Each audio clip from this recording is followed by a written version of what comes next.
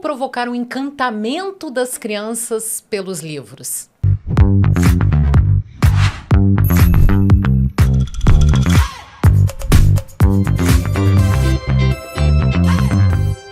Meu convidado hoje no Sesc Cultura ao Quadrado não poderia ser ninguém melhor para responder essa pergunta.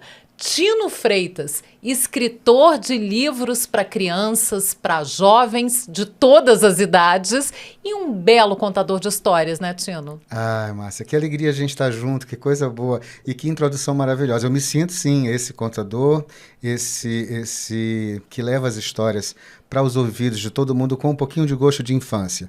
E aí, quando a gente fala de infância, a gente vai abarcar todo mundo, né? As crianças, os jovens e os adultos que têm uma infância um pouco mais distante, mas está sempre ali pertinho. Mora dentro da gente, né? Ah, e eu acho que a sim. literatura é muito poderosa para despertar isso, né? Essas sensações, essas memórias, essas alegrias e fazer a gente vivenciar de novo certas experiências que ficam marcadas para sempre na vida da gente. Acho que é isso. Eu me sinto muito feliz. Gosto de dizer também de que eu escrevo também para criança, na ideia de que a criança, às vezes, ela é a última que chega no livro. Porque o livro passa pelo pai, pela mãe, pelo professor, pelo coordenador da escola, por quem está avaliando o projeto, etc. e tal, né? Então, se você tem que conseguir abraçar e emocionar esses leitores todos até chegar na criança. Seria ótimo que, no Brasil gigantesco como é, que as crianças pudessem ter acesso às livrarias, às bibliotecas e elas mesmas escolherem os livros, por elas mesmas, né?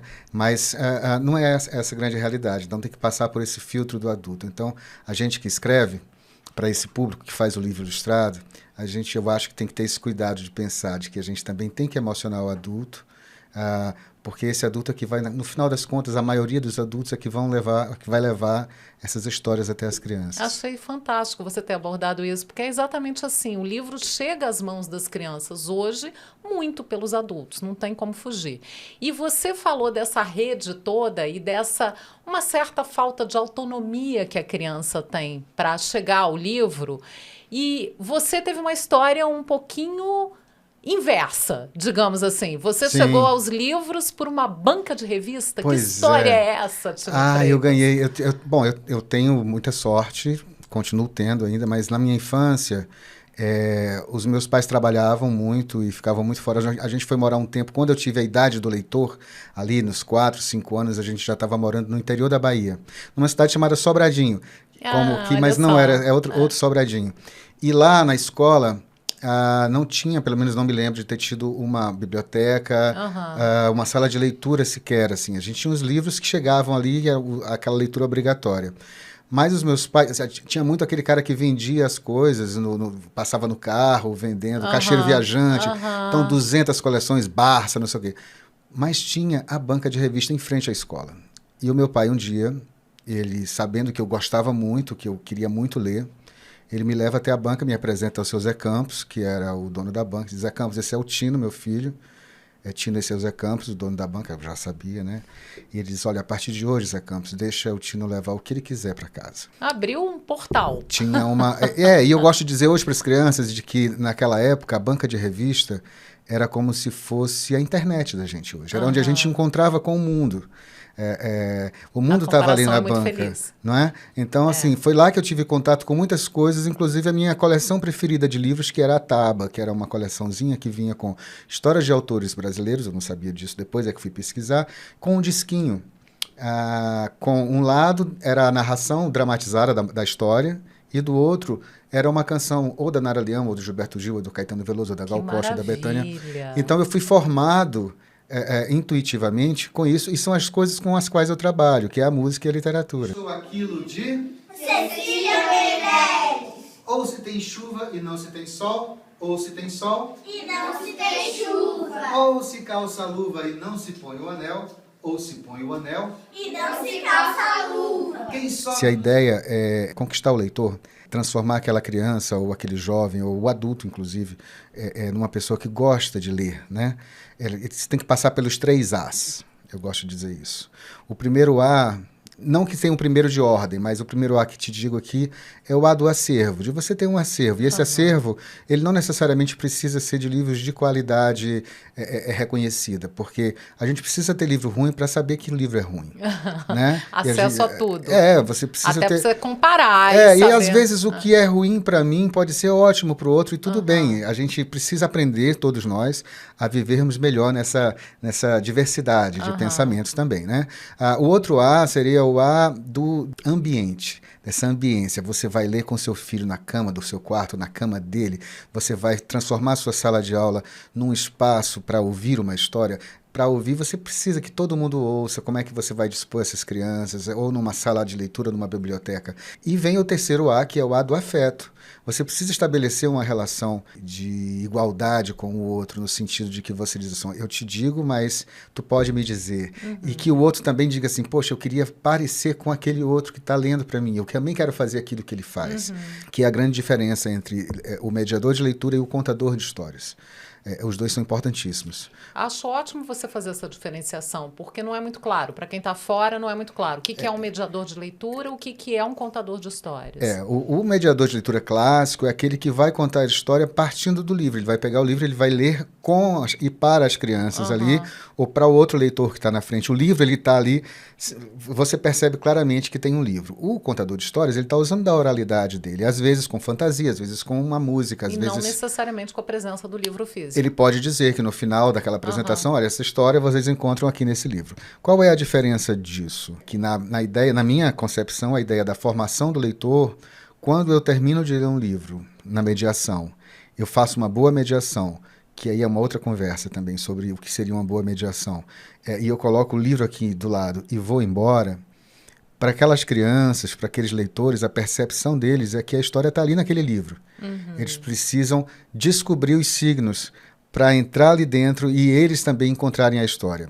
Quando eu vou ali e faço uma narrativa da história, aquela história durou 5 minutos, que eu contei que era uma vez, tal, não sei o que, sem o livro ali presente, a história saiu de dentro de mim. O olhar do leitor está precioso na minha figura como pessoa, né?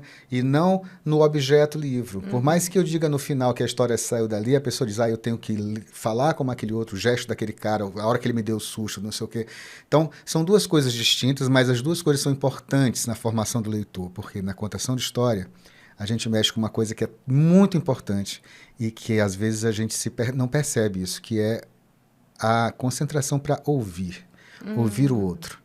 Que o outro tem a contar. E quando a gente está lendo um livro sozinho, se a gente não tiver essa concentração para se ouvir, a gente se perde. A gente passa 10 páginas e o que é que foi? Passou aqui, deixa eu voltar aqui para ver um pouquinho. Está pensando em outra coisa. Está lendo, o olhar está ali, mas então, a cabeça está em acho que outro lugar. Na formação do leitor, a contação de história vem nessa ideia de educar a criança ou qualquer leitor que seja para ouvir a história, ouvir a si mesmo Muito lendo o livro. interessante. Eu acho que são esses os caminhos aí.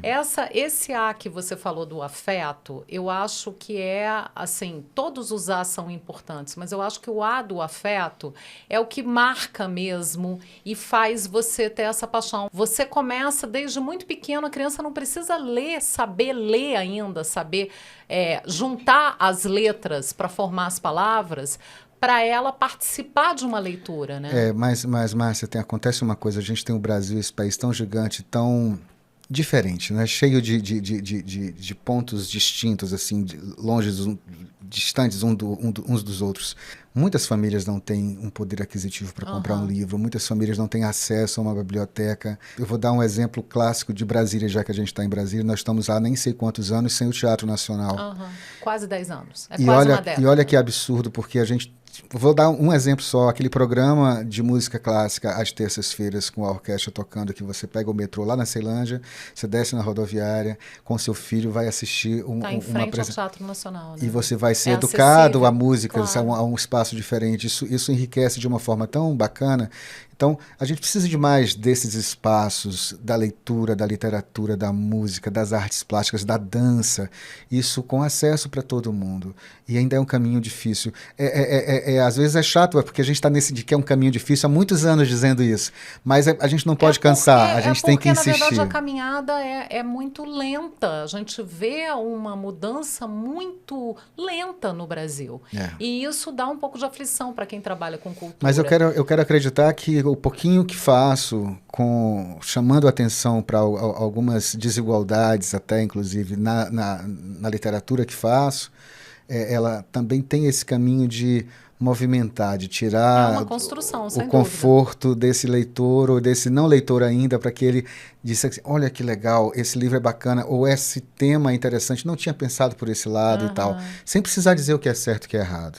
A gente não precisa ser professor na hora da literatura, mas para que aquele leitor construa, a partir do que ele leu, a sua definição do que é certo e do que é errado. Sua consciência, sua própria consciência crítica. A gente está aqui na ideia de formar o cidadão. O cidadão, ele não é aquele que repete cegamente as coisas, é aquele que tem uma noção, uma consciência do que é. Parece meio bobo a gente dizer que a consciência é com as crianças, mas as crianças têm consciência. O livro demora para chegar nas crianças, porque tem que passar pelos adultos, na maioria das vezes, mas quando ele chega, elas são as figuras mais autênticas para dizer, não gostei desse livro, ou dizer, poxa, que bacana essa leitura, quero mais.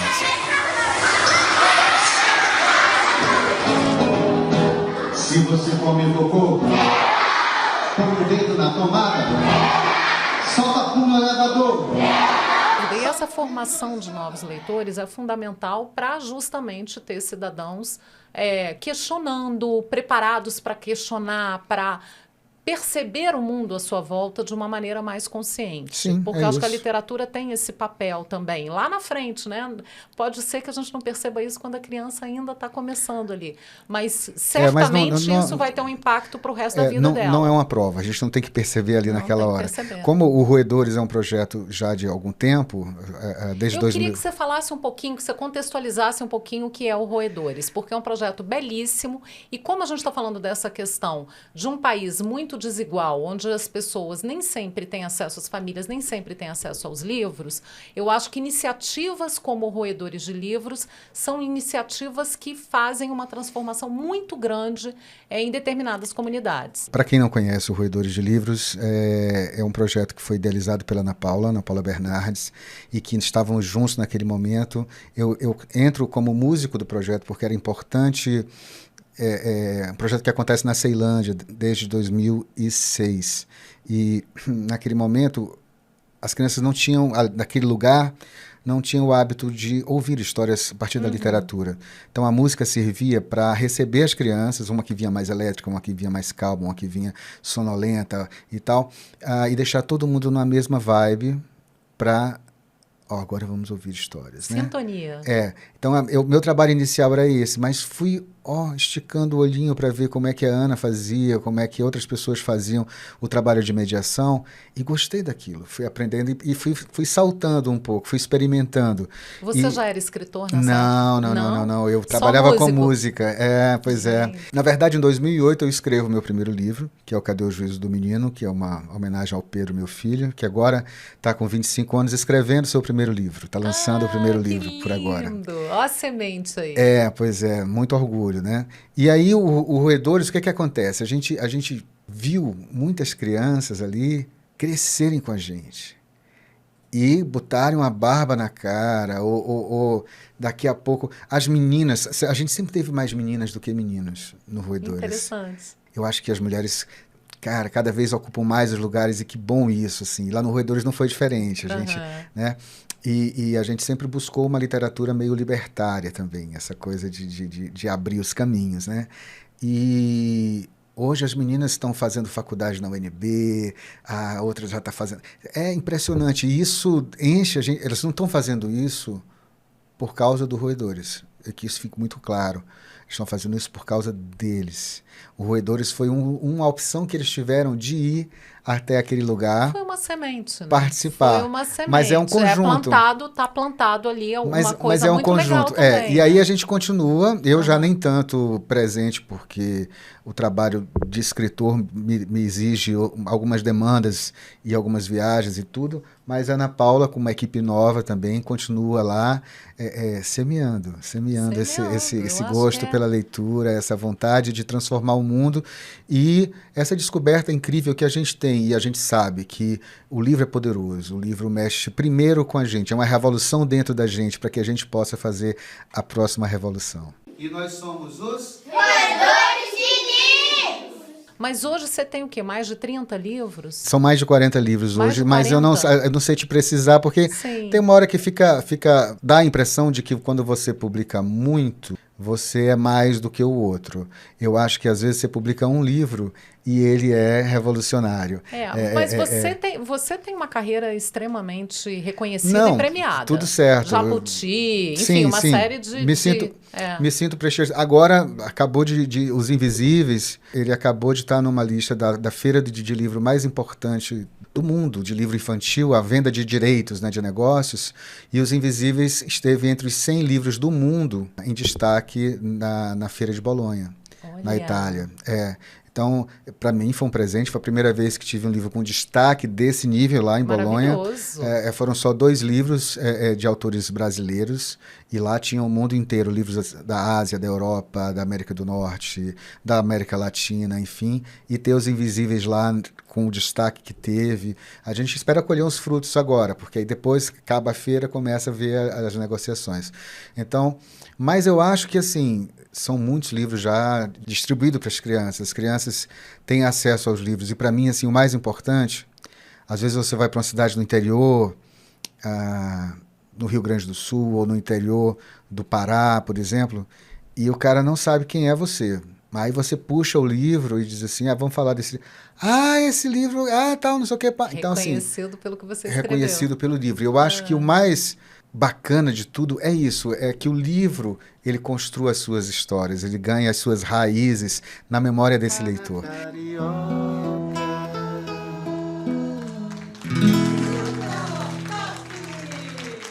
Você falou a questão de você chegar em alguns lugares e não ser reconhecido, as pessoas não saberem quem você é. Você já teve histórias engraçadas, né?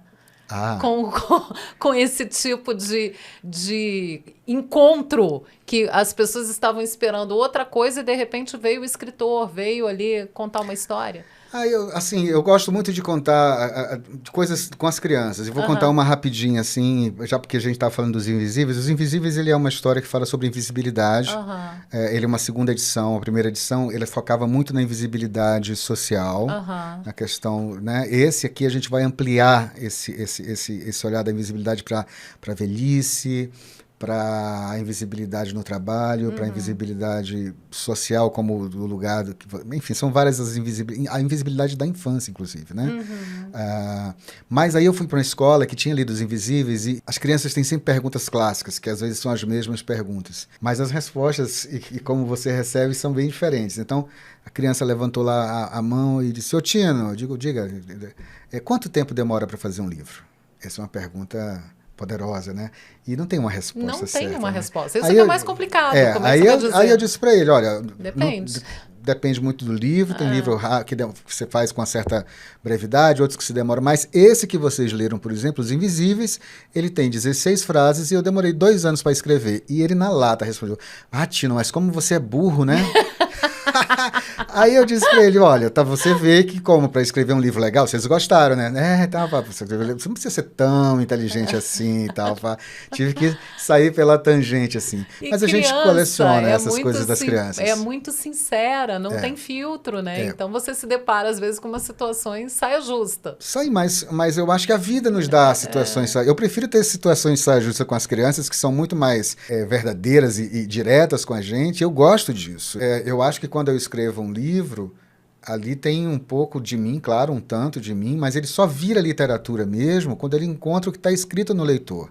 E ele pode dizer que é uma bobagem isso. Eu não gostei disso daqui, saca? Como um livro seu é distribuído para um clube de leitura. No Brasil tem alguns clubes de leitura, né? E eu já tive alguns livros lá nos clubes de leitura. E, dependendo de para onde vai esses livros, vai chegar numa residência que o cara acha que dá mais, aqui tem um arco-íris nesse livro aqui.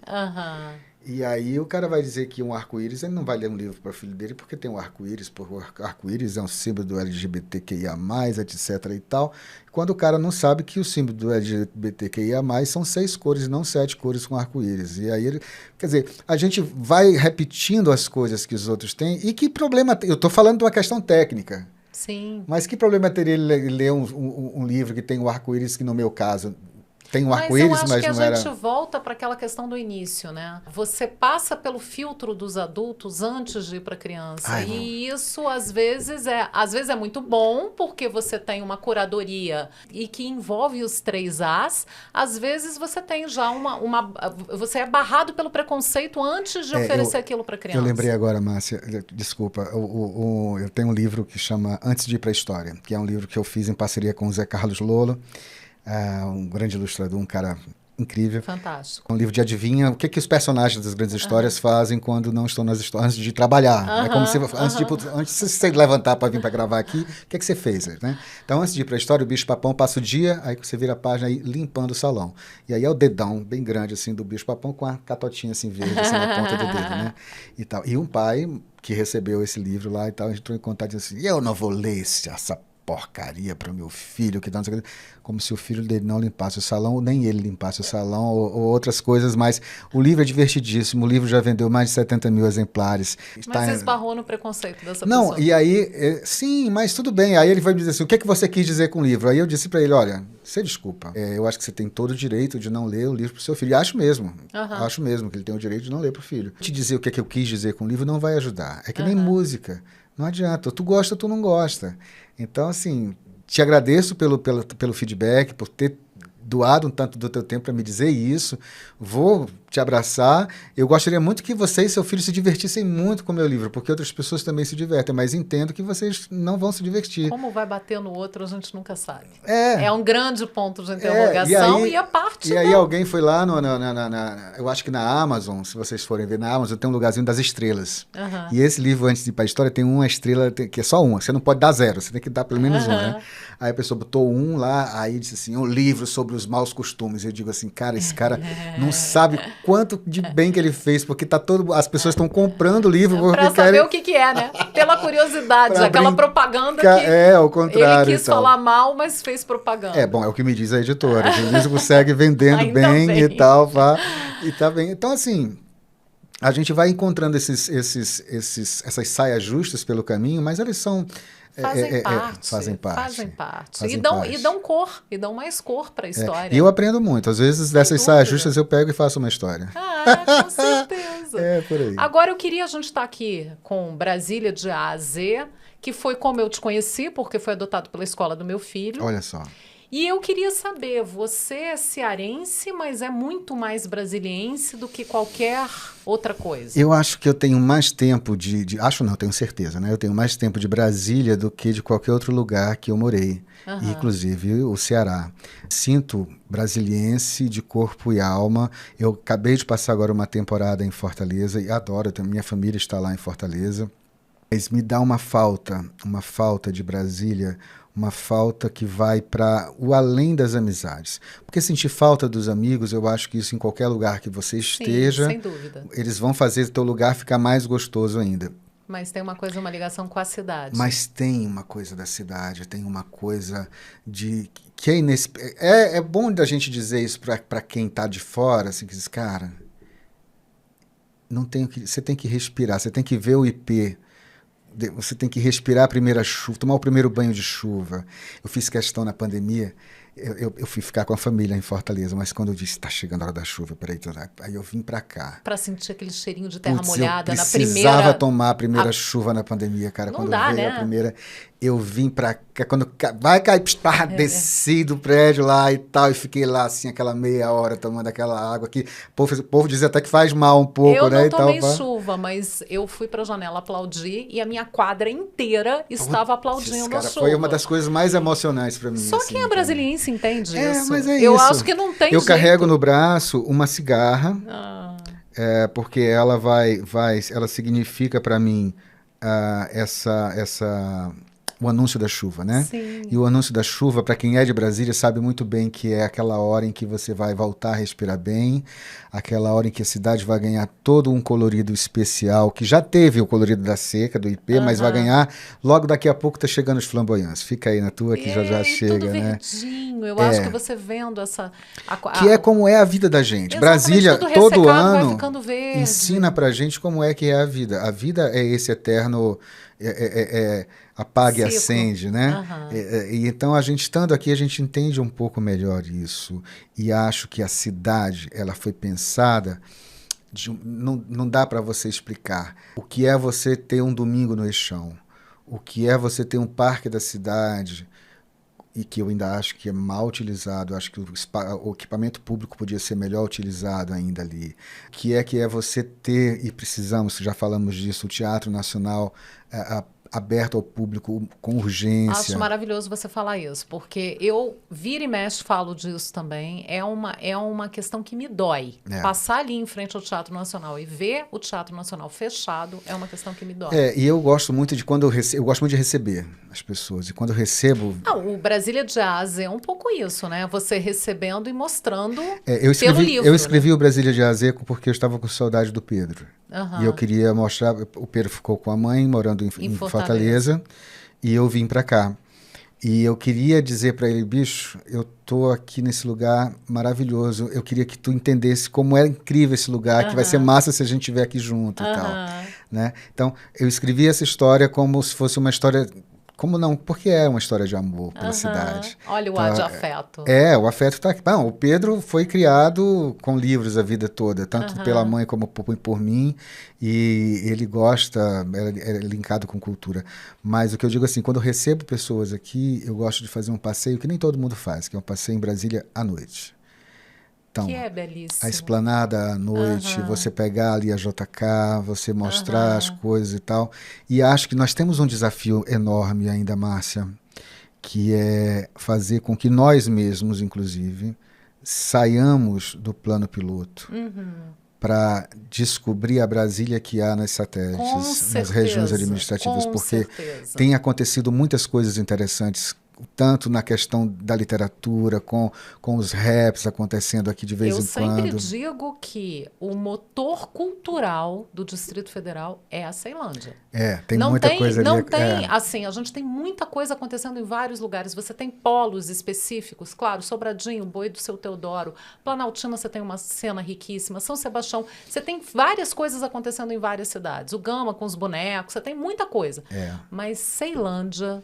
Pois é. Tem uma riqueza. Pulsa. Ali você tem a cultura pulsando e é um motor que parece que faz a engrenagem do Distrito Federal, engrenagem cultural continuar rodando. Mas isso vai como uma crítica para mim também. Eu gostaria de ir mais às regiões administrativas, acompanhar os projetos que acontecem por lá, frequentar mais o que as escolas andam fazendo, o que as ONGs estão fazendo. Eu acho que precisamos disso, dessa atenção maior para o que acontece no entorno. Nós que estamos aqui no plano piloto, nós temos, e aí é preciso dizer isso, nós somos privilegiados por estarmos perto de alguns equipamentos que facilitam a vida um pouco da gente que está aqui. E isso eu acho que você faz um tanto aqui no programa. Trazer para as pessoas isso aqui também está... Como assim? Eu não estava... Entende?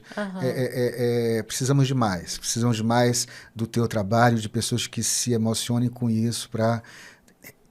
Isso é uma semente. Sim. Como é a leitura. E é um olhar que você tem que ter. Sim. Que você... É aquela coisa, você pode passar com o vidro fechado e... ali, ou você pode passar observando as coisas.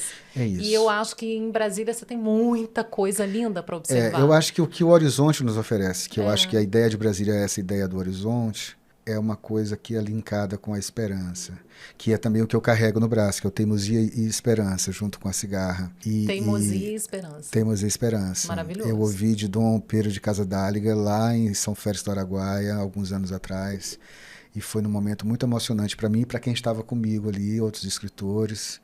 E ele disse, vocês são escritores, vocês bacana, vocês têm que ter muita teimosia e esperança. Lindo. E eu não podia esquecer isso. E acho que quando a gente cruza aqui a cidade, ou a gente está chegando ali, vindo de Goiânia, depois que passa do Gerivá, que come uma coxinha no Gerivá, e vem chegando, que você vê aquelas luzes no final da tarde, assim, você diz, cara, eu acho que é uma das coisas mais lindas. Sempre emociona. São 20 e tantos anos aqui e me emociona. Eu sempre. vou, então, encerrar perguntando o que é Brasília para você, o que significa essa cidade, esse quadradinho tão especial na sua vida. O que a pandemia fez com a gente, de ampliar essa vontade de a gente sair, é o que Brasília me oferece desde quando eu cheguei aqui. É dizer assim, cara, olha para onde que você pode ir. Você não tem um limite, você tem o limite é o teu sonho, né? O limite é aonde está a palavra que você vai querer dizer. E eu acho que é isso, esse horizonte que a gente tem, esse céu que é o mar, né? Como está na canção, nos dá essa liberdade. E é dessa liberdade que eu bebo, que eu, com os olhos, com a boca, com todos os sentidos, para transformar em livros, para que as pessoas também sonhem com eles e que se sintam livres para seguir o seu caminho da melhor forma possível. Lindo demais! Que coisa mais poética. Só um escritor poderia ter definido tão bem o que é Brasília. Mas aí, Foi muito lindo, foi muito lindo. Eu me emociono muito nessa cidade. Quando você fala da questão da liberdade, eu acho que é a principal essência da cidade. E aí a gente fala desse horizonte aberto, dessa falta de limites que deixa a gente sonhar e olhar para onde a gente quiser. E os pilotis, que eu acho que o fato dos prédios não serem colados no chão, o pedestre escolhe o caminho que ele quiser. É a liberdade, o pilotis é a liberdade. Isso é a essência da liberdade. Não, e você tem que explicar isso toda vida que você sai, cara, é sensacional. Olha, você não é dono do chão ali, cara. O chão é de todo mundo. O chão é de todo mundo, bicho. Quer dizer, você também é dono do chão. Você também é. Isso, mas né? você não é o único. Todo mundo é dono de junto. todo. Pois é. Isso é lindo. sensacional, é emocionante e que a gente possa ter essa liberdade cada vez mais. Com certeza. Tino, que maravilha te receber aqui. Muito, muito, muito obrigada. Eu Papo maravilhoso. Muitos livros, muita esperança, muita teimosia pela Boas frente. histórias para nós sempre. Boas histórias para a gente contar sempre. Obrigada. Eu que agradeço. O Sesc Cultura ao Quadrado volta na próxima semana. Não perca.